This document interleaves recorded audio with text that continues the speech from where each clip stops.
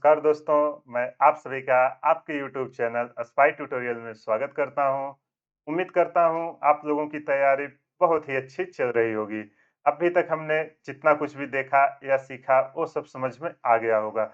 जैसा कि थंबनेल पे आप देख रहे हैं, टॉप करने का असली रहस्य यही है कि आप ज़्यादा से ज़्यादा जितनी बार हो सके प्रीवियस ईयर क्वेश्चन को सॉल्व कीजिए और आने वाले समय में फिर से उसी में से क्वेश्चन आएँगे।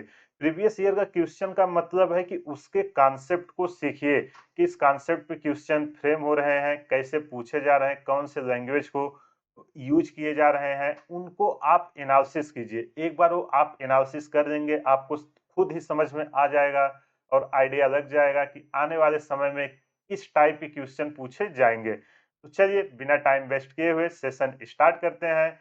जैसा कि मैंने क्वेश्चन प्रैक्टिस की सीरीज में 2 लेक्चर इसके पहले जेईई मेन के दे चुके हैं। आज उसी के आगे जो प्रीवियस ईयर के क्वेश्चन आए हुए हैं, उनको एक-एक करके सॉल्व करेंगे और आपसे रिक्वेस्ट है कि जैसे ही क्वेश्चन वीडियो डिस्प्ले हो, आप वीडियो को पॉज़ करिएगा। आप क्वेश्चन को पहले खुद से ट्राई करना, ऐसा सोचना कि एक क्वेश्चन एग्ज़ाम में आया हुआ है और तब तक करते रहना है जब तक चारों में से कोई एक ऑप्शन ना मैच हो जाए। देखो यार, ये प्रैक्टिस है, प्रैक्टिस का मतलब अपनी गलतियों को सुधारना। तो अगर आप क्वेश्चन नहीं लगाओगे तो आपको नहीं पता चलेगा मिस्टेक्स कहाँ पे हो रही हैं। इसलिए सारे क्वेश्चन को अटेंड कीजिए, इसके बाद मैं सॉल्यूशंस प्रोवाइड कर रहा हूँ। देखिए कि कहाँ पे आपसे मिस्टेक्स हो रही है। तो चलिए बिना टाइम वेस्ट किए हुए सेशन स्टार्ट करते हैं और ये रहा आपके सामने डिस्प्ले पर पहला क्वेश्चन। शुरू हो जाइए, वीडियो को पॉज़ करिए और खुद से सॉल्व कीजिए। आई होप आपने सॉल्व कर लिया होगा। अगर आपसे सॉल्व हुआ तो बहुत ही अच्छी बात। नहीं हुआ, मैं कर रहा हूँ, पूरे कॉन्सेप्ट के साथ आपको एक्सप्लेन करूँगा और आप देखिए कि गलतियाँ हो कहाँ पे रही है। आप देखोगे जो मैंने पिछले 2 सेशन लिए थे उसी से मिलते-जुलते कॉन्सेप्ट सब यूज़ हो रहे हैं। कॉन्सेप्ट यार लिमिटेड है, कोई नया थोड़ी वो प्रोड्यूस करेगा, केवल पूछने का तरीका बदलेगा, लैंग्वेज यूज़ करेगा डिफरेंट-डिफरेंट पूछने के तरीके में, ठीक है? और कुछ भी चेंजेस नहीं होंगे। तो चलो इसको सॉल्व करते हैं। देखो कितना इजी क्वेश्चन है, इसमें कुछ भी देख के डरने की बात ही नहीं है। एकदम इजी है, एक लाइन में आंसर इसका आ जाएगा। क्या बोल रहा है? एन इलेक्ट्रिक चार्ज 10 की power -6 micro coulomb is placed at origin 0, 0 metre of x y coordinate system. कोई एक एक्स वाई कोऑर्डिनेट सिस्टम है, उसके ओरिजिन पर 10 की पावर -6 माइक्रो कूलम्ब का एक चार्ज रखा हुआ है। आपको 2 पॉइंट दिया है P और Q। जो P की डिस्टेंस है कितना है, √3, मीटर एंड Q की डिस्टेंस है √6, 0 मीटर। आपसे पूछ रहा है कि P और Q के बीच पोटेंशियल डिफरेंस बताइए। बोलो यार ये कितना इजी क्वेश्चन है, बोलो इसके लिए कुछ करने की ज़रूरत है? अगर आपको कॉन्सेप्ट पता होगा ना, आप यहीं आंसर कर दोगे। लेकिन मैं पूरा आपको बेसिक से सिखा रहा हूँ, इसलिए आप पूरा समझिए कॉन्सेप्ट को कि कैसे क्वेश्चन फ्रेम हुआ है। तो चलो, ये बोल रहा है हमारे पास एक एक्स वाई प्लेन है, हम बना देते हैं। ये रहा हमारा एक्स वाई प्लेन, ठीक है, कोई बात नहीं। ये हमें क्या बोल रहा है, इसका ओरिजिन, ओरिजिन पता है ना, ये जहाँ पे सेंटर होता है। इस पे बोल रहा है एक चार्ज क्यू रखा हुआ है जिसकी वैल्यू हमको दिया हुआ है, अभी जस्ट हम क्वेश्चन समझ रहे हैं। यहाँ से 2 दूरी दी हुई है, एक दिया है पॉइंट क्यू और एक दिया है पॉइंट पी। हमने कैसे जाना है, यहीं पे आएँगे, कोऑर्डिनेट सिस्टम आपको पता होगा। देखो यहाँ पे एक्स और वाई कोऑर्डिनेट दोनों पॉजिटिव हैं, तो कौन से कोऑर्डिनेट में आएँगे? फर्स्ट कोऑर्डिनेट में। यहाँ पे एक्स एक्सिस की वैल्यू दी है और वाई किस एक्सिस पे 0 होता है? एक्स एक्सिस पे। किस डायरेक्शन में? पॉजिटिव एक्स डायरेक्शन में। तो पी की वैल्यू है हमारी √3, मीटर और क्यू के कोऑर्डिनेट हैं हमारे क्या? √6, 0 मीटर। बोलो इतना समझ में आया कि नहीं? ये यार कुछ नहीं, जो क्वेश्चन में दिया था उसको हमने यहाँ पे लिख दिया है। चार्ज की वैल्यू कितनी दी है? क्यू, क्यू की वैल्यू दिया है 10 की पावर -6 माइक्रो कूलम्ब। क्वेश्चन समझ में आया? अब आपको यार यहाँ से डिस्टेंस, इसका डिफरेंस पूछ रहा है, ये पोटेंशियल डिफरेंस क्यू और पी का, ठीक? तो हमसे क्या पूछ रहा है? We Q minus V P कितना होगा? इसी को हम डेल्टा वी बोल दें, यही हमसे पूछा जा रहा है। वो लोग कर लोगे कि नहीं? अगर आपको एक कॉन्सेप्ट याद आया, यहाँ पे मैं फिर से लिख रहा हूँ। अगर कोई चार्ज हमारा किसी पॉइंट से r दूरी पर रखा होता था, यहाँ पे अगर हमसे पोटेंशियल पूछता था v इक्वल टू क्या होता था? k q डिवाइडेड बाई उनके बीच का डिस्टेंस, यही होता था कि नहीं? तो इसी कॉन्सेप्ट को हम यहाँ पे यूज करेंगे और हमारा आंसर आ जाएगा, कुछ नहीं करना है यार। तो चलो इसको सॉल्व करते हैं। तो देखो यहाँ पे क्या है, हम इस डिस्टेंस को रैंडम मान लेते हैं। चलो यहाँ से इसको हम मान लेते हैं कितनी दूरी पर है, R1 पे। यहाँ पे तो कोई दिक्कत नहीं हुई, R1 ही जो √6 है वही होगा। और यहाँ से मान लेते हैं ये डिस्टेंस हमारी कितनी है, R2। तो अगर हमको R1 और R2 किसी तरह पता चल जाते तो हमारा काम क्या हो जाता, आसान हो जाता और हम इसको आराम से कर देते। हो जाता कि नहीं? बिल्कुल। तो चलो सॉल्व करते हैं। किसकी वैल्यू, वी क्यू की लिखते हैं।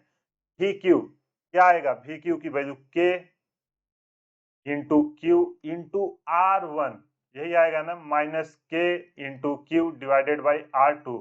यहाँ देखो के क्यू कांस्टेंट है, हमारी वैल्यू किस पे डिपेंड कर रही है, R1 और R2 पे।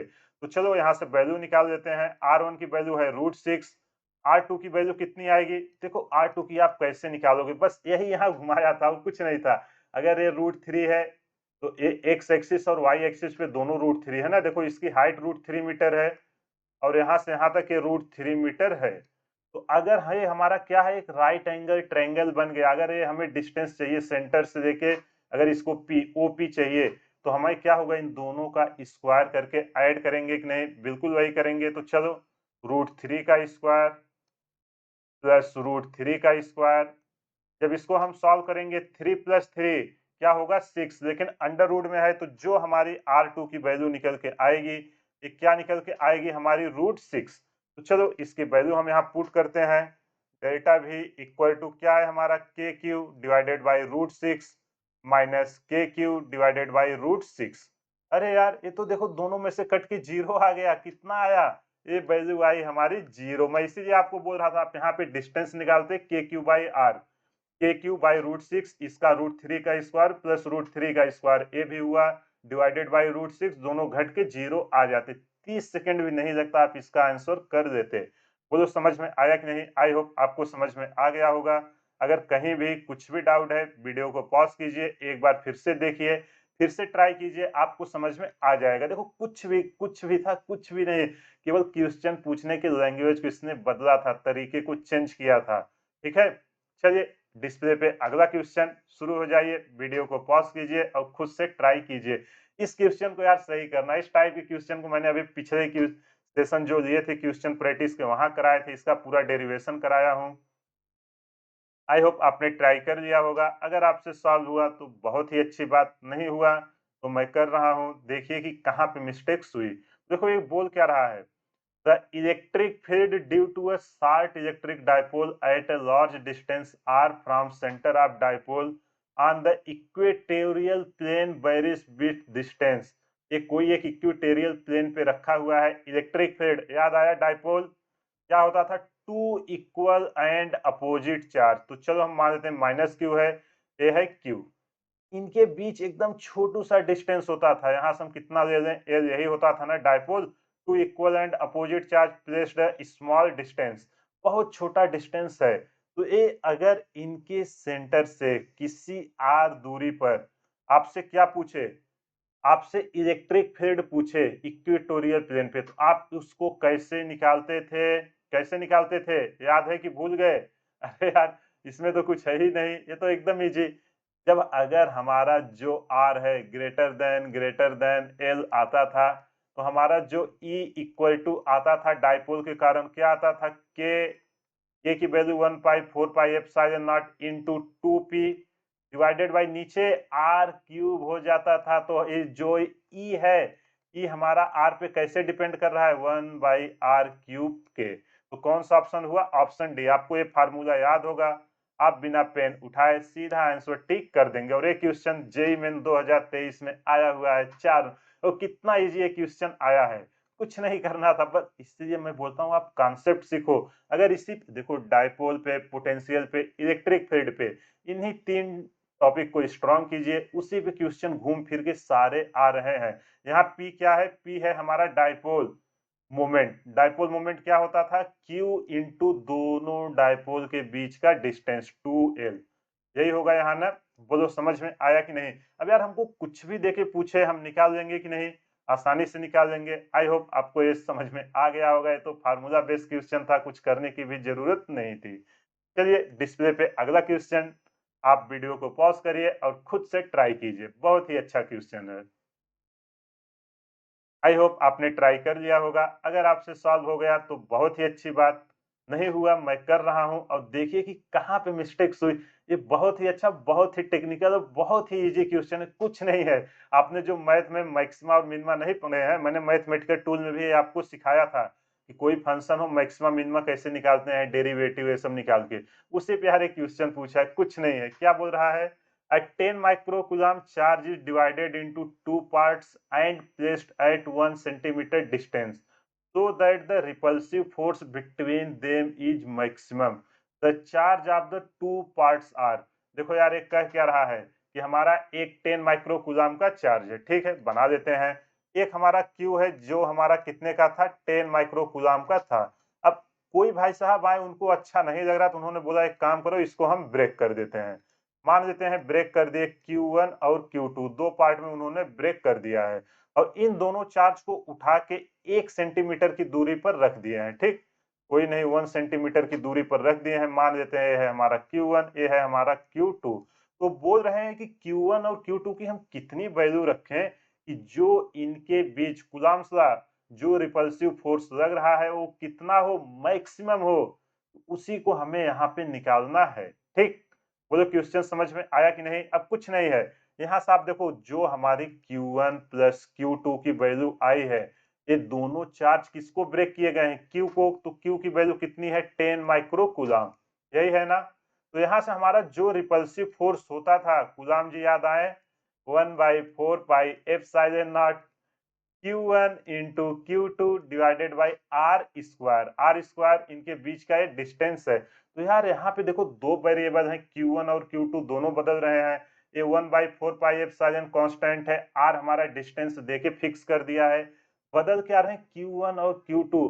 और मैंने आपको सिखाया था कि अगर किसी फंक्शन का मैक्सिमा या मिनिमा निकालना है, उसको हम क्या करते हैं? डेरिवेटिव लेते हैं, फिर डबल डेरिवेटिव लेते हैं। अगर वो माइनस साइन के साथ आता है तो मतलब वो हमारा मैक्सिमा होता था।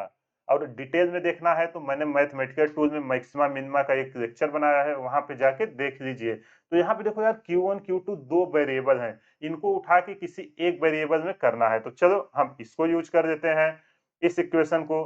तो यहाँ से आप Q1 Q2 किसी को भी डाल सकते हो, तो मैं किसको डालूं? जिसको आप बोलो। चलो मैं Q2 को उठा देता हूँ यहाँ से। Q2 की इक्वल टू मैं क्या लिखूंगा? 10 माइनस Q1 लिख सकता हूँ कि नहीं? बिल्कुल। तो यहाँ से मैं Q2 की वैल्यू क्या पुट करूंगा?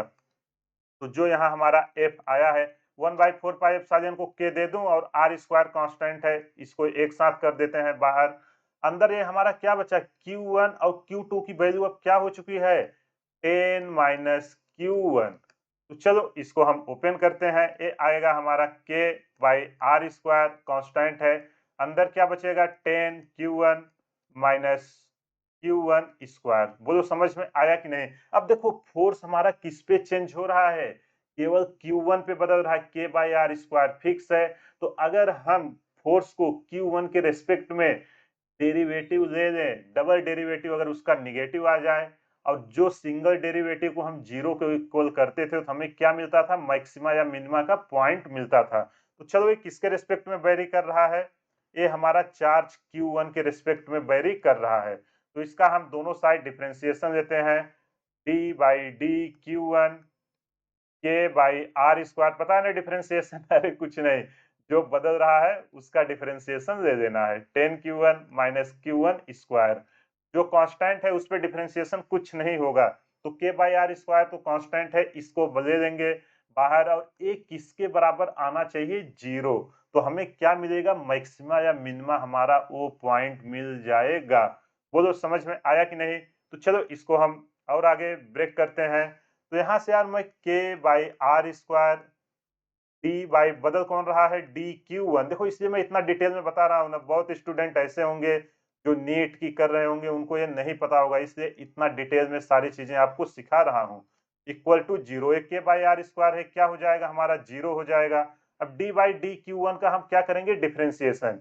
जब इसको डिफरेंशिएशन करेंगे 10 Q1 का, 10 तो कांस्टेंट है, Q1 का डिफरेंशिएशन 1 माइनस x के पावर, जैसे आप वो सोचो Q1 की पावर कितना है? 2, तो यहाँ पावर 2 आ जाएगी और ऊपर से एक पावर कम हो जाएगी, 2 में से 1 गए तो 1 इक्वल टू एक के बाई आर स्क्वायर, इधर आप मल्टीप्लाई कराओगे क्या हो जाएगा 0। यहाँ से हमारा जो फर्स्ट डेरिवेटिव आया है D F by D Q one, ये कितना हमारा आया है दिस। ठीक, तो यहाँ से हम Q1 की वैल्यू निकाल देते हैं। Q1 की वैल्यू हमारी क्या निकल के आएगी 10/2, ये निकल के आया हमारा 5 माइक्रो कूलम। जब हमारा Q1 इतना आया है तो Q2 हमारा कितना है 10 माइनस Q1 करोगे, ये भी निकल के आएगा 5 माइक्रो कूलम। ये देखो हमारे दोनों आंसर आ गए, लेकिन आपको चेक करना है अगेन कि क्या ये हमारा मैक्सिमा है। तो मैक्सिमा के लिए आप इसका डबल डेरिवेटिव लेंगे। डबल डेरिवेटिव मतलब जो ये हमारा फंक्शन आया है उसका एक बार फिर से ले लो। तो जब इसका हम दोबारा डेरिवेटिव करेंगे 10 तो कांस्टेंट है 0 हो जाएगा, माइनस 2Q1 का कितना होगा Q1 का 1 हो जाएगा, ये 2 आएगा। तो यहाँ से जो हमारा डबल डेरिवेटिव आया है dQ1, ये हमारा कितना आया है -2। -2 हमारा जो 0 से कम है, अगर माइनस में आया मतलब हमारा फंक्शन क्या है मैक्सिमा है। तो कौन से चार्ज हुए 5 micro coulomb, 5 micro coulomb, option B. समझ में आया नहीं? पूरा मैथमेटिक्स था इसमें, तो फिजिक्स कुछ थी ही नहीं। कितना इजी था, एग्जाम में ऐसे ही क्वेश्चन को घुमा के पूछता है ताकि 2-3 कॉन्सेप्ट आसानी से यूज कर सके। बोलो समझ में आया कि नहीं? नहीं समझ में आया हो आप इसको एक बार खुद से करना। और अगर आपको कैलकुलस में दिक्कत हो रहा है, जो नीट की तैयारी कर रहे हैं या जेईई मेन की जिनका बेसिक्स नहीं क्लियर है, मैंने मैथमेटिकल टूल का एक प्ले लिस्ट बनाया है, वहां पे जाके देख लीजिए, सारी चीजें डिटेल में एक्सप्लेन किया हूँ। ठीक, बोलो समझ में आया कि नहीं? आगे चले, चलो ये रहा डिस्प्ले पे आपके लिए अगला क्वेश्चन। वीडियो को पॉज कीजिए और शुरू हो जाइए। आई होप आपने ट्राई कर लिया होगा और आपसे सॉल्व हो गया होगा। ये तो यार एकदम फार्मूला बेस्ड क्वेश्चन है। आप देखो 2023 में क्वेश्चन आया है, 2024 में भी इस टॉपिक पे हमने 2 से 3 क्वेश्चन किए हैं जो जेईई मेन ने पूछा था। देखे थे ना टॉर्क पूछने का, यही टॉर्क ही पूछा था, बस पूछने का मेथड अलग हो जाता है। वही मैं आपको बताना चाहता हूँ कि जो एग्जाम है आपका, जिस दिन आप एग्जाम समझ गए को पूछना क्या चाहता है ना, एग्जाम निकालने से कोई नहीं रोक सकता है। तो आप इधर-उधर के फालतू क्वेश्चन मत प्रैक्टिस कीजिए। पीवाईक्यू को 4 से 5 बार लगा के उसके कॉन्सेप्ट को समझिए, तो किस कॉन्सेप्ट पे क्वेश्चन पूछ रहा है। तो चलो इसको सॉल्व करते हैं। क्या बोल रहा है? Two charges each of magnitude 0.01 coulomb and separated by a distance 0.4 mm constitute an electric dipole. देखो डाइपोल की कंडीशन है two equal and opposite charge, तो इसीलिए इक्वल बोल दिया है। ठीक है, मैग्नीट्यूड की बात किया है। If the dipole is placed in an uniform electric field E vector of 10 dyne per coulomb making 30° angle with E vector, the magnitude of torque acting on dipole is। देखो यार ये कितना इजी क्वेश्चन है। आपको मैंने इस पे detail में पूरा डेरिवेटिव कराया था पूरा, अगर वो आपको याद होगा आप इसको बिना पेन उठाए तुरंत इसको सॉल्व कर देंगे, कुछ नहीं करना था। लेकिन मैं आपको पूरा फिर से एक्सप्लेन कर रहा हूँ क्योंकि मेरा मकसद होता है कि आपको क्वेश्चन के थ्रू सारे कॉन्सेप्ट को रिवाइज करा सकूं। ठीक, तो चलो लेते हैं, यहाँ पे हम ले लेते हैं एक हमारा क्या है यूनिफॉर्म इलेक्ट्रिक फील्ड है। यूनिफॉर्म नॉन यूनिफॉर्म पता है ना आपके सिलेबस में, वैसे यूनिफॉर्म ही है पूरा। ठीक, ये हमारा एक यूनिफॉर्म इलेक्ट्रिक फील्ड है ई वेक्टर, जिसकी वैल्यू हमको कितनी दी है 10 डाइन पर कूलम। ये डाइन हमारा क्या है सीजीएस की यूनिट है। तो अगर इसको हम एमकेएस में लेके आएंगे तो एक डाइन में कितना न्यूटन, एक डाइन में 10 की पावर -5 न्यूटन। तो ये हो जाएगा 10 इंटू 10 की पावर -5 न्यूटन पर कूलम। सारे यूनिट को एक में करना, जल्दबाजी मत करना, देख लेना कि सारी यूनिट एक एसआई में दी हैं तभी आप अप्लाई करना। यहाँ देखो एक सीजीएस में दे दी थी, आप जल्दबाजी में यूनिट नहीं देखोगे तो यहाँ पे गलती होगी। ये बोल रहा है कि एक डाइपोल है। ठीक, तो चलो यहाँ से एक डाइपोल है जो 30 डिग्री एंगल पर रखा हुआ है। ठीक, ये हमारा एक डाइपोल है, two equal and opposite charge. इसकी वैल्यू हमें कितना दिया हुआ मैग्नीट्यूड, हम डायमेंशन डायरेक्ट वो नहीं दिया है, निगेटिव साइन तो नहीं दिख रहे हैं। 0.01 कूलम और इसकी dipole two equal and opposite charge ना 0.01 कूलम। अगर इसको निगेटिव लेंगे तो ये हमारा क्या आएगा पॉजिटिव। बोलो समझ में आया कि नहीं? इसके सेंटर से एकदम स्मॉल दूरी होती है, वो सब के बारे में बात कर नहीं रहा है तो उसको हम लिख नहीं रहे हैं।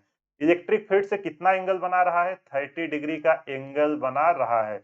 और ये जो दोनों डाइपोल हैं वो एक दूसरे से कितने दूरी पर रखे हुए हैं 0.4 mm की दूरी पर रखे हुए हैं। यहाँ से यहाँ जो इनकी डिस्टेंस है कितनी है 0.4 mm। बोलो क्वेश्चन समझ में आ गया कि नहीं? अब यार इसमें बचा ही क्या है? अब आपको पूछ रहा है कि टार्क कितना होगा। बोलो टार्क अब नहीं बता दोगे? टार्क का क्या फार्मूला होता है? अरे टार्क इक्वल टू होता है पी साइन थीटा, यही होता है ना। तो पी हमारा क्या है? Dipole moment. तो पी इक्वल टू हम क्या कर देंगे? पहले डाइपोल मोमेंट निकाल देंगे। क्या होता है? क्यू इंटू इनके बीच का डिस्टेंस। अगर ये डिस्टेंस मैं डी मान लूं या एल मान लूं, क्यू इंटू टू एल जो होता है डी, कुछ भी आप मान सकते हो, कॉन्सेप्ट समझिए। तो यहाँ से P इक्वल टू हमारा Q की वैल्यू कितनी है 0.01 कूलम। और जो हमारा डिस्टेंस है, डिस्टेंस हमारा किस में दिया हुआ है? देखो ध्यान से, डिस्टेंस हमारा mm में दिया है। ध्यान से इसको रखना, यूनिट में मत गलती करना। तो 1 mm में 10 की पावर -3 मीटर। यहाँ से जब हम इसको सॉल्व करेंगे तो जो हमारा डाइपोल मोमेंट P निकल के आएगा, वेक्टर क्वांटिटी है तो लगा देते हैं 4 इंटू 10 की पावर -6 कूलम मीटर। समझ में आया कि नहीं? ये रहा हमारा डाइपोल मोमेंट। अब ये हमें पता चल गया, देखो सारी वैल्यू हमें इलेक्ट्रिक फील्ड दिया है, डाइपोल मोमेंट पता चल गई। केवल ये डाइपोल मोमेंट निकालने को बोला था, एंगल दिया हुआ है, निकाल लेंगे कि नहीं? देखो यार लोग पता नहीं क्यों बोलते हैं जेईई में बहुत ही ज्यादा हार्ड क्वेश्चन पूछता है। कुछ नहीं, आपका बेसिक कॉन्सेप्ट नहीं क्लियर रहता, इसलिए आपको इतना हार्ड ही लगता है। अगर एक बार आप बेसिक समझ गए ना तो कुछ नहीं है, आप सीधा इसको सॉल्व कर दोगे। बोलो कुछ ऐसा है जो मैंने आपको नहीं सिखाया है? केवल वो क्वेश्चन पूछने का तरीका बदलता है और आप लोग फालतू के पता नहीं क्या-क्या एडवांस है, वो दुनिया भर का जो सिलेबस में नहीं आता उसी की प्रैक्टिस करते हैं, इसलिए आपका नहीं होता। पहले आप बेसिक स्ट्रॉन्ग कीजिए, पीवाईक्यू को 4 से 5 बार लगाइए, इसके बाद अगर टाइम बचता है तो आप वो सब सॉल्व कीजिए, ठीक है? नहीं तो आपका टाइम कब बीत जाएगा पता भी नहीं चलेगा और वो सब क्वेश्चन आपसे बनेंगे नहीं, फ्रस्ट्रेशन और डिमोटिवेशन आएगा। इसलिए बी पॉजिटिव, आपका सिलेक्शन 100% होगा। कॉन्सेप्ट अच्छे से सीखिए, कॉन्सेप्ट सीखने के बाद क्वेश्चन को प्रैक्टिस कीजिए। क्वेश्चन प्रैक्टिस करने के लिए जो आपकी टेक्स्ट बुक है उसको, इसके अलावा जो आपके पास पीवाईक्यू है उसमें से आप 4 से 5 बार उसको लगा के उसके कॉन्सेप्ट को समझिए। देखो यही क्वेश्चन अगर आप 23 में किए हो, 24 में इस पे 2 से 3 क्वेश्चन आए थे कि नहीं? अभी 22 आएगा, 21 आएगा, उसमें भी देखना यही सब क्वेश्चन पूछे गए हैं। कुछ भी नया नहीं किया है। जब इसको हम सॉल्व करेंगे, sin 30 की वैल्यू कितनी होती है? इसकी वैल्यू होती है 1/2। यहाँ पुट करेंगे, 2 पचे 10, 5 चौक 20। जब इसको हम सॉल्व करेंगे तो ये 2 के पावर 10, ए के पावर 6, 6 5 11 और ये 5 चौक 20, 10, एक घट जाएगा तो कितना आ जाएगा? 10 के पावर -10 न्यूटन मीटर। कौन सा ऑप्शन हमारा सही हुआ? 2 इंटू 10 के पावर -10 न्यूटन मीटर। देखो कितना इजी हमने इस क्वेश्चन को कर लिया। कुछ भी ऐसा था जो आपको ना समझ में आया, आपसे ना हो रहा हो? देखो यार मैं इसलिए इतना टाइम लगा रहा हूँ ना कि अगर फ्यूचर में एक बार आपके माइंड में एल्गोरिदम बन गया कि इस टाइप के क्वेश्चन को कैसे प्रोसीड करना है, आप आसानी से सारे क्वेश्चन सॉल्व कर दोगे। चलिए, ये रहा डिस्प्ले पे आपके लिए अगला क्वेश्चन। वीडियो को पॉज कीजिए और सोच समझ के अच्छे से आंसर दीजिए। बहुत ही अच्छा क्वेश्चन और एक लाइन का ये आंसर है। और इस टाइप के क्वेश्चन को एस्पिरेंट्स लोग देख के पता नहीं क्यों डर जाते हैं। इसमें कुछ भी नहीं है। कॉन्सेप्ट जस्ट एक कॉन्सेप्ट चेक करता है, असर्शन और रीजन वाले क्वेश्चन। तो चलो शुरू करिए सॉल्व करना।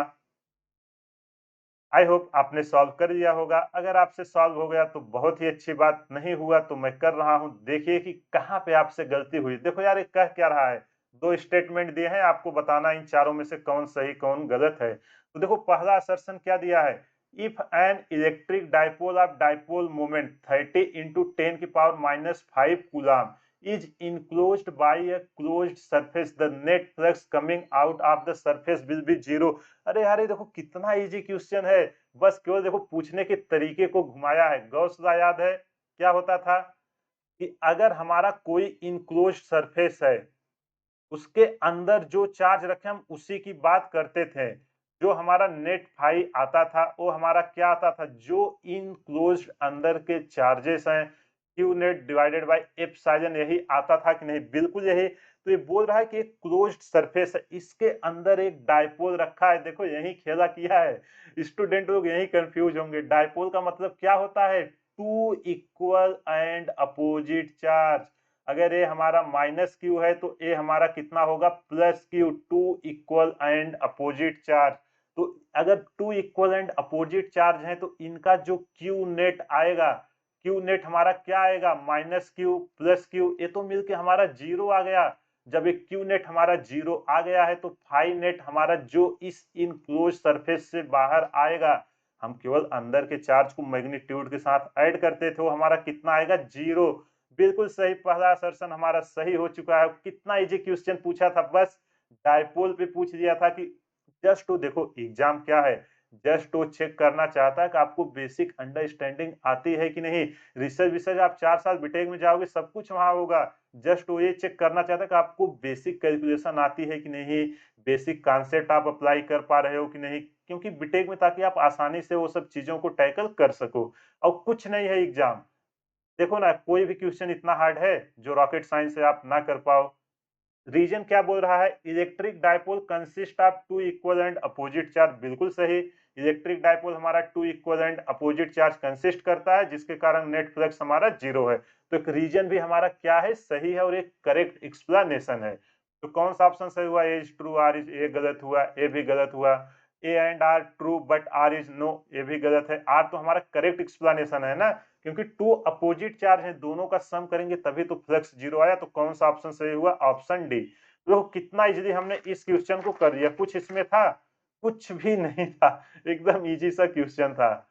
आई होप आपको ये समझ में आ गया होगा। अगर कहीं भी कुछ भी डाउट हो, वीडियो को पॉज कीजिए, एक बार फिर से देखिए, सारा डाउट आपका क्लियर हो जाएगा। और ये सब आपको डिटेल में देखना है, मैंने प्लेलिस्ट ऑलरेडी बनाया हुआ है, वहां पे जाके देखिए, सारी चीजों को मैंने प्रूफ के साथ वहां पे एक्सप्लेन किया है। ठीक, चलो अगला क्वेश्चन, वीडियो को पॉज कीजिए और खुद से ट्राई कीजिए। आई होप आपने ट्राई कर लिया होगा। अगर आपसे सॉल्व हुआ तो बहुत ही अच्छी बात, नहीं हुआ मैं कर रहा हूं, देखिए कि कहां पे गलती हुई है। तो यार एकदम इजी क्वेश्चन है, क्लास 9 का। क्या बोल रहा है, in a metallic conductor under the effect of applied electric field the free electrons of the conductor. आप मुझे बताओ, करंट किधर से किधर बहता है और इलेक्ट्रॉन करंट की किस डायरेक्शन में बहता है।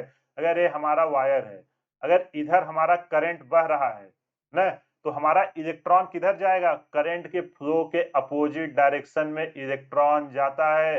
बोलो ये चीजें याद है कि नहीं, और वो इसी को चेक करने के लिए क्वेश्चन को दिया हुआ है। देखो ये सबको पता रहता है कि करंट हमारा हायर पोटेंशियल से लोअर पोटेंशियल पे जाता है। अगर इधर हमारा पोटेंशियल हायर है, यहाँ पे अगर यहाँ पे हमारा VH हायर है और इधर हमारा पोटेंशियल लोअर है, मैंने जब आपको प्रूव करे थे डिटेल में, जैसे दो बाल्टी है, एक बाल्टी में ज्यादा पानी भरा है, एक बाल्टी में कम पानी भरा है, आप दोनों बाल्टी को एक पाइप से कनेक्ट कर दो तो क्या होता है, जिसमें ज्यादा पानी है उसमें से जिसमें कम पानी है उसमें जाना शुरू हो जाता है। कब तक जाता है, जब तक दोनों में बराबर ना हो जाए। ये चीजें आपने किया होगा, सबके छत पे टंकी लगी होगी, ना ये की हो, जाके एक बार देख लेना। ठीक, तो यहाँ पे जो हमारा करंट है वो हायर से लोअर पे जाता है। तो जो ये हमारा इलेक्ट्रॉन के बारे में पूछा है, तो इलेक्ट्रॉन करंट के अपोजिट में जाता है। अगर इलेक्ट्रॉन हायर से लोअर में जा रहा है, तो सॉरी, करंट अगर हायर से लोअर में जा रहा है तो इलेक्ट्रॉन किधर से जाएगा, लोअर से हायर में। देख लो कौन सा ऑप्शन पूछ रहा है, move in the same straight line path, no, बिल्कुल नहीं। Move with the uniform velocity throughout from lower potential to higher, no, uniform velocity तो रहेगी नहीं, क्योंकि वेलोसिटी चेंज होती जाएगी जैसे जैसे ये सब चेंजेस होंगे, इलेक्ट्रिक फील्ड और ये सब। ठीक, के क्यू बाई आर वो सब के हिसाब से चेंज होगा ना। ड्रिफ्ट फ्रॉम हायर पोटेंशियल, ना, हायर से लोअर तो बिल्कुल नहीं जाता। Moved in the curve path from lower potential to higher potential, बिल्कुल सही। एक कर्व पाथ में आपका लोअर पोटेंशियल से हायर पोटेंशियल की तरफ जो हमारा इलेक्ट्रॉन्स है वो मूव करेगा। बोलो समझ में आया कि नहीं ये चीजें। अगर नहीं समझ में आया है, आप एक बार जाइए डिटेल में, मैंने आपको जब चैप्टर सिखा रहा था वहां सिखाया था, देख लीजिए। और यार ये क्लास 9 में जब आप सेमीकंडक्टर वो सब नहीं पढ़ते, वहां भी डिटेल में डिस्कस हुआ है, उसका एक क्वेश्चन कुछ है ही नहीं। एक छोटा सा कॉन्सेप्ट है कि करंट हमारा हायर से लोअर जाएगा, करंट के अपोजिट में इलेक्ट्रॉन जाता है, उसी पे क्वेश्चन पूछ लिया है। और मैं श्योर हूँ 90% लोगों ने इसका गलत किया होगा, उनको लगा होगा करंट है, चलो तुरंत आंसर डालो हायर से लोअर, और जैसे हायर से लोअर करोगे आपका आंसर आ जाएगा माइनस में। ठीक, चलो ये रहा डिस्प्ले पे आपका अगला क्वेश्चन, बहुत ही इजी क्वेश्चन है। वीडियो को पॉज कीजिए और इसको सॉल्व कीजिए। इस टाइप के क्वेश्चन अभी जस्ट हमने किया हुआ था, पहला ही क्वेश्चन था इसी कॉन्सेप्ट पे, केवल डेटा चेंज किया हुआ है। आई होप आपने ट्राई कर लिया होगा। अगर आपसे सॉल्व हुआ तो बहुत ही अच्छी बात, नहीं सॉल्व हुआ मैं कर रहा हूँ और देखिए कि कहाँ पे गलती हुई। देखो यार ये कितना ईज़ी क्वेश्चन है। क्या बोल रहा है? Electric potential at a point P due to a point charge of 5 into 10 की power -9 coulomb is 50 volt. The distance of P from the point. अरे यार यही कर देता हूँ। देखो कितना ईज़ी क्वेश्चन है। अगर कोई चार्ज हमारा यहाँ से r दूरी पर आपसे पोटेंशियल पूछे v इक्वल टू क्या होता है k q बाई r होता है कि नहीं। सारी वैल्यू दिया है, हमसे r पूछ रहा है, put the formula get the answer type question है। तो r की वैल्यू हमारी क्या आ जाएगी? r की वैल्यू हमारी आ जाएगी k q divided by v। सारी वैल्यू पता है, पुट करते हैं। k की वैल्यू कितनी है? देखो ये दिया है 9 इंटू 10 की पावर 9। क्यू की वैल्यू कितनी है? चार्ज हमारा कितना रखा हुआ है? 5 इंटू 10 की पावर -9। ये तो यार कितना इजी है, कैलकुलेशन भी नहीं करने हैं। डिवाइडेड बाई वी, पोटेंशियल है वी। ये 10 की पावर 9 प्लस है 10 की पावर -9 है, कैंसिल हो गया। ये हमारा 5 से 10 आ गया। 10 को 9 बाई 10 आया। 9 बाई 10 में जब हम आर का भाग देंगे, ये हमारा निकल के आएगा कितना? 0.9 मीटर। और जब सारे आंसर सेंटीमीटर में है, देखो जल्दबाजी मत करना। ये सारा हमारा एसआई में दिया है और आपने 0.9 मीटर देखा, तुरंत यहाँ टिक कर दिया। ये सेंटीमीटर में है और ये मीटर में आया हुआ, आपको कंफ्यूज करने के लिए चीजें दिया हुआ है। तो 1 मीटर में कितना सेंटीमीटर? 1 मीटर में 100 सेंटीमीटर। तो इसमें जब 100 का मल्टीप्लाई करोगे तो आर की वैल्यू निकल के आएगी 90 सेंटीमीटर। आंसर टिक करने से पहले 2 सेकंड लगेगा, देख लेना कि किस यूनिट में आंसर दिया है और आपने किस यूनिट में निकाला है। नहीं तो सारा मेहनत करने के बाद आपका आंसर गलत हो जाएगा, ठीक है।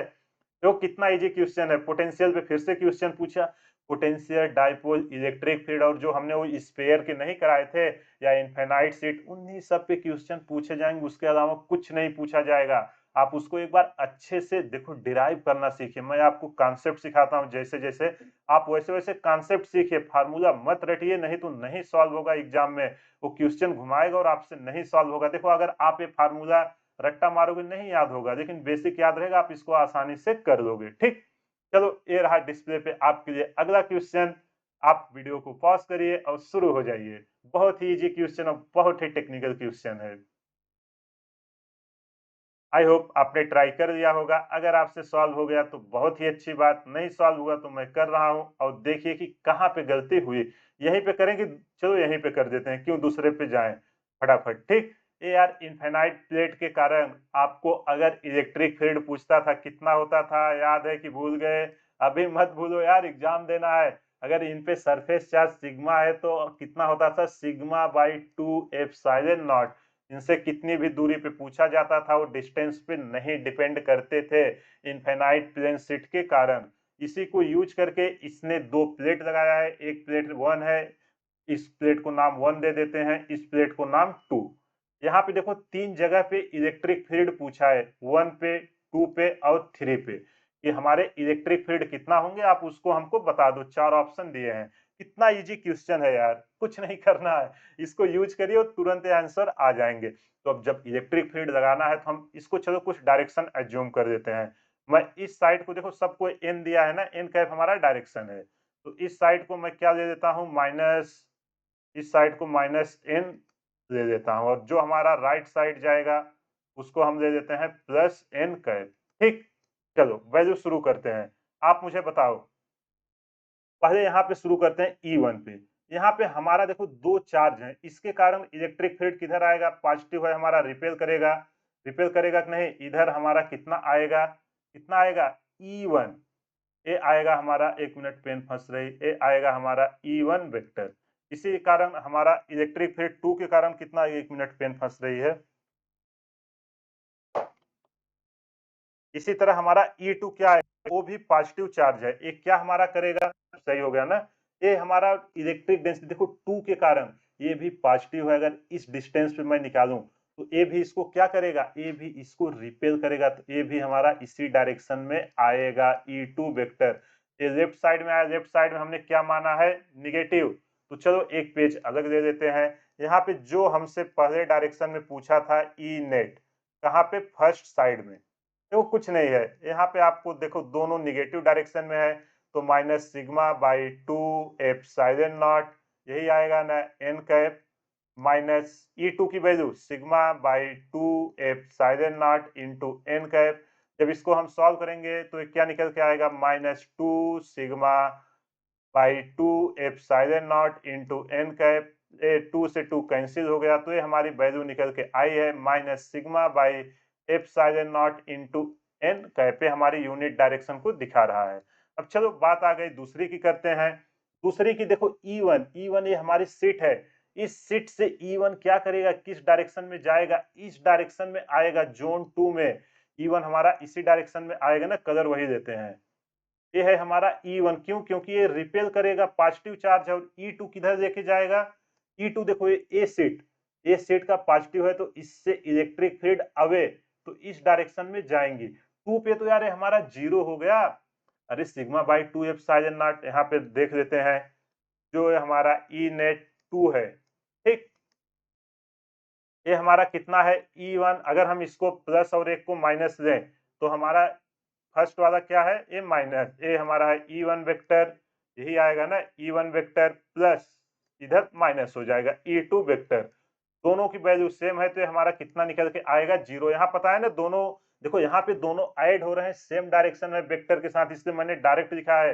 कंफ्यूज तो नहीं होंगे ना, E1 vector plus E2 vector minus करके आप लिख लेना, minus E1 vector minus E2 vector. हमने साइन अपने हिसाब से लगाई है, ठीक। अब आइए इसकी बात करते हैं थर्ड वाले की। थर्ड वाले की जो चार्ज 2 है, ये सीट 2 ये ऐसे है, इधर क्या करेगा, रिपेल करेगा, तो इधर आएगा आपका E2 वेक्टर, और हमारा E1 भी किधर आएगा, E1 भी इसी डायरेक्शन में आएगा इस सीट के कारण। ये सरफेस पे जो सिग्मा है वो इधर पे लगाएगा कि नहीं, इधर आएगा इसका, एक मिनट, पेन आज बहुत फंस रहे, इसका आएगा E1 वेक्टर। तो जो हमारा ई नेट तीसरे प्लेस में आएगा। बहुत ही अच्छा क्वेश्चन है एग्जाम में और इस पे मैंने ऑलरेडी आपको कराया था, प्लेट के बीच कैसे क्वेश्चन पूछता है, उसे भी देखो जेई मेन ने पूछ लिया है। इसीलिए तो यार मैं आपको गारंटी देता हूँ कि जो क्वेश्चन एग्जाम में आएंगे वो मेरे नोट से ही आएंगे। एक भी क्वेश्चन ऐसा नहीं जो बाहर से पूछे, क्योंकि मैं कुछ स्किप ही नहीं करता और कॉन्सेप्ट के साथ बताता हूँ। अगर आपने वो लेक्चर अटेंड किया है, कैसा भी क्वेश्चन पूछे आप इसको आसानी से कर लोगे। सिग्मा बाई 2 एप्सिलॉन नॉट इधर कितना है, पॉजिटिव डायरेक्शन में है, sigma by 2 epsilon not into n cap. जब हम दोनों को ऐड करेंगे 2 सिग्मा, 2 से 2 कट जाएगा, ये निकल के आएगा sigma by epsilon not into n cap. ये डायरेक्शन हमने अपने हिसाब से मानी है, ठीक है। यहाँ पे आप मान सकते हो एग्जाम में जो आपको दिया रहे, तो कौन सा ऑप्शन हमारा मैच किया, सिग्मा बाई 2, ये सब तो करेगा नहीं, ऑप्शन सी हमारा सही हुआ। कैसे निकालेंगे, इलेक्ट्रिक फील्ड पॉजिटिव से अवे जाती है, निगेटिव की तरफ टुवर्ड्स होती है। इस जोन में हमारे दोनों देखो E1 के कारण भी इधर आएगा, E2 के कारण भी इधर आएगा। हमने दोनों को ऐड किया, लेकिन हमने इस डायरेक्शन को निगेटिव माना था, इसलिए निगेटिव लगाया। यहाँ पे देखो दोनों मैग्नीट्यूड में बराबर हैं, बट डायरेक्शन अपोजिट है, तो एक दूसरे को कैंसिल कर देंगे। यहाँ पे दोनों एक डायरेक्शन में, तो दोनों क्या हो जा रही हैं, ऐड हो जा रही हैं। इनफाइनाइट प्लेन स्टेट के कारण इलेक्ट्रिक फील्ड हमारा सिग्मा बाई 2 एप्सिलॉन आता है, तो आपको याद ही होगा। आई होप आपको समझ में आ गया होगा। अगर कहीं भी कुछ भी डाउट हो, आप वीडियो को पॉज कीजिए, सारे क्वेश्चन को एक बार खुद से ट्राई कीजिए और कॉन्सेप्ट को समझिए। देखो अभी जैसे इनफाइनाइट पे आपने क्वेश्चन किया, कैसे करते हैं, जब पीवाईक्यू हम सॉल्व करते हैं, अब इसको समझते हैं कि इनफाइनाइट प्लेन पे और क्या-क्या पॉसिबल क्वेश्चन है, पोस्टमार्टम करिए, क्या-क्या पॉसिबल क्वेश्चन है, कैसे बना सकता है। अगर यही सरफेस चार्ज के बारे में दे देता तो हम क्या कर देते, सिग्मा की वैल्यू क्यू बाई ए कर देते। अगर इलेक्ट्रिक फील्ड और पोटेंशियल को मिला देता तो v इक्वल टू के क्यू बाई आर, डिस्टेंस हमारा डायपोल में कैसे होगा, किसको क्या घुमाएगा। देखो कुछ भी क्वेश्चन पूछे, कुछ ना कुछ एक ऐसा वेरिएबल दिया होगा जिससे वो एक जो अननोन है वो कनेक्ट हो रहा होगा। तो आपको उस गैप को पहचानना, और वो गैप कैसे आपको पहचानना आएगा, जब आपका कॉन्सेप्ट अच्छे से क्लियर रहेगा। और जब कॉन्सेप्ट क्लियर रहेगा और हर टॉपिक पर आप अच्छे से क्वेश्चन प्रैक्टिस कर देंगे ना, आपको सारी चीजें ऑटोमेटिक समझ में आ जाएंगी। तो ये रहा आज का प्रैक्टिस सेशन। अगले सेशन में ऐसे ही मैं कुछ और इम्पोर्टेंट क्वेश्चन लेके आऊंगा, आप प्रैक्टिस करते रहिए और बताइए कि क्वेश्चन आपको ये सॉल्व करने के बाद कॉन्फिडेंस आ रहा है कि नहीं। आप अच्छे से समझिए कॉन्सेप्ट, मैं आपको गारंटी दे रहा हूँ एग्जाम में आपकी रैंक आने से कोई नहीं रोक सकता। यकीन हो आपको, आप जाइए देखिए, जब मैंने क्लास 11 का जितना सिखाया था, सारे क्वेश्चन मेरे नोट से ही आए थे, मैंने प्लेलिस्ट बना के रखा हुआ है। और अभी से बोल रहा हूँ, जो लोग जेई मेन या यूपी बोर्ड या कोई भी बोर्ड, सीबीएसई बोर्ड, 12th की जो भी बोर्ड देने वाले हो, तैयारी कर रहे हो, उसके सारे क्वेश्चन नोट से ही आएँगे। आपको यकीन ना हो, जब एग्ज़ाम होगा मैं फिर से प्लेलिस्ट लेके आऊँगा और आपको दिखाएँगे, देखो ये क्वेश्चन मेरे नोट से इस पेज से इस कॉन्सेप्ट पे पूछा गया। बस केवल डेटा चेंज होगा, कुछ नहीं होगा यार, केवल वो डेटा बदलेगा। उस टाइप के क्वेश्चन मैं ऑलरेडी सब करा चुका हूँ, जो चैप्टर खत्म हो गए हैं। उसमें कुछ नया है ही नहीं। देखो इसमें हमने पीवाईक्यू 3 लेक्चर हो गए, अप्रॉक्स 25 क्वेश्चन कर चुके हैं। आप बताओ 25 क्वेश्चन में 4 से 5 कॉन्सेप्ट ही हैं जो कंटिन्यू रिपीट हो रहे हैं। कुछ भी नया है, कुछ भी नहीं। एक बार आपके माइंड में ये समझ जाइए, एग्ज़ाम निकलने से कोई नहीं रोक सकता। आप ज़्यादा क्वेश्चन ये सब प्रैक्टिस करने में, जो एडवांस लेवल वो सब में मत फँसिए। पहले आप ये बेसिक स्ट्रॉन्ग कीजिए, इसके बाद हर क्वेश्चन में जो कॉम्प्लेक्स क्वेश्चन होते हैं ना, उसके चक्कर में आप फँस जाते हैं। वो देखो 10% ही एग्ज़ाम में डिफिकल्ट क्वेश्चन आएँगे, जो बहुत कम ही लोगों से सॉल्व होते हैं। आप उस 10% को स्किप करिए ना, पहले 90% पे तो फाइट करिए। आप देखो आप उसके 10% के चक्कर में 90% स्किप कर देते हो, जिसके कारण आप देखो ना, अगर आप 20 लाख स्टूडेंट फॉर्म भरते हैं, तो कम से कम 15 लाख लोग तो कट ऑफ भी नहीं क्लियर कर पाते। तो इसलिए आप पहले ये सब स्ट्रॉन्ग कीजिए, जब समय बचता है तब उस लेवल के क्वेश्चन प्रैक्टिस कीजिए। लेकिन आप इतना कर दोगे, सिलेक्शन इतने में हो जाएगा, मैं आपको गारंटी दे रहा हूँ, ठीक? तो चलिए इसी के साथ आज का सेशन समाप्त करते हैं। मिलते हैं अगले सेशन में, ऐसे ही कुछ नए क्वेश्चन के साथ प्रैक्टिस करेंगे। तब तक आप रिवाइज करिए, कॉन्सेप्ट को फिर से सीखिए, डिराइव करिए, डेरिवेशन कीजिए, ज़्यादा से ज़्यादा क्वेश्चन प्रैक्टिस कीजिए। मिलते हैं अगले सेशन में। Thank you.